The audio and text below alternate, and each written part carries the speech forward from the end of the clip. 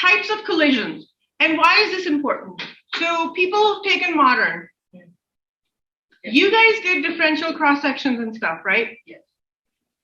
And you probably thought that they were a construct of quantum mechanics. And you also did Compton's effect. And you thought that was a modern physics quantum mechanical construct. Actually, it's not.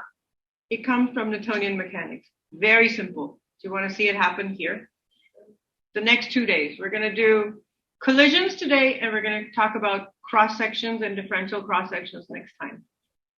This is so cool because the first time I read this and in quantum mechanics, I was like, oh, this is so hard. It's quantum mechanical stuff. And then I read it here and I was like, oh, all they did was put a Planck's constant and called it quantum mechanics.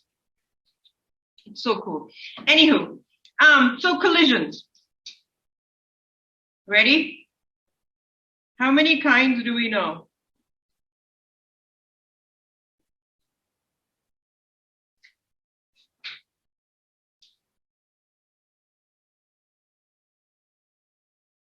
Like elastic and inelastic? Yep. Or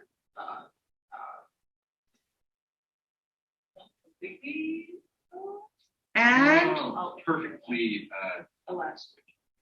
or completely Oh, explosive. that yep. I haven't heard of. Okay. Yeah, well, it's very simple.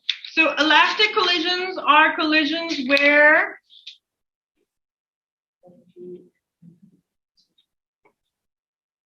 energy is conserved and momentum is conserved. Inelastic, nope, the other way around. Right. Kinetic energy is not conserved. Momentum, always remember this. Momentum is always conserved no matter what you do to the system. Okay? Kinetic energy, on the other hand, may or may not be. Why? Because it can be lost through what and what? Sound. Heat and sound. Somewhere there's going to be friction. Somewhere there's going to be sound produced. Where's that energy coming from? From the fact that something is either sliding on something or colliding with something or interacting with something. So energy, even though it is very popular to say it's conserved, of course it's conserved, but not all of it goes to where you want it to go. In the entire system, it's conserved, yes, because you can't create more of it, but you can always transform it. Okay, so completely inelastic, same thing. Kinetic energy is not conserved, but momentum is. So what's the difference between inelastic and completely inelastic? Isn't that when they get together, they stay together? Yep. So completely inelastic is when two things hit each other and they stick and move together, or they get stuck and stay wherever they are at. Whereas inelastic is they hit each other, momentum's conserved, but kinetic energy is not. Good? Okay, so what about explosive?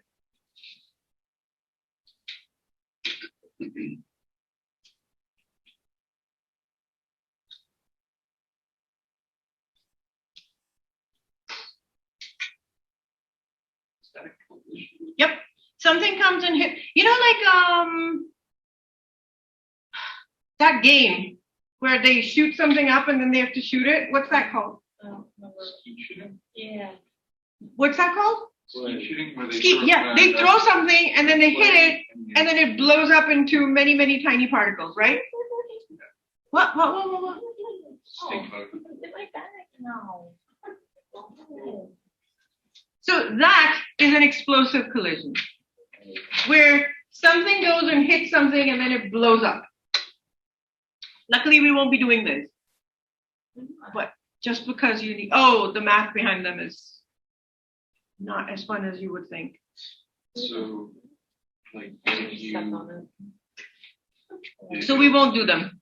If you like shot something at like a axe or something. Yeah. Or you hit something at the wall and then it exploded into tiny shards. That kind of situation. Yeah, those are quite difficult to mathematically predict where they're going to go, each of them. But that does create a system of particles.